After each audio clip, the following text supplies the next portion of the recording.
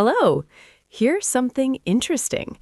How to understand Bitcoin halving. If there's one event in the Bitcoin ecosystem that regularly repeats, confusing and fascinating people every single time, then it's the halving. Many repeat the word halving like a magic formula, as something that raises the price, as some ritual that brings a bull market. But very few truly understand what the halving represents from the perspective of economics, mathematics, psychology, and the long-term system design. And precisely therein lies its strength. The halving is not just a technical event in the code. It is the heart of Bitcoin's monetary policy, a built-in signal of scarcity and long-term discipline that no central bank in the world has the courage or will to implement. To understand the halving, we must start with the basics. Bitcoin is created through the mining process.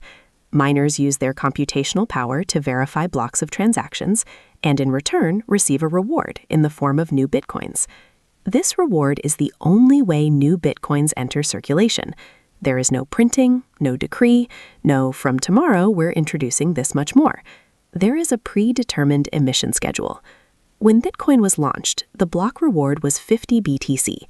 After a certain number of blocks, approximately every 4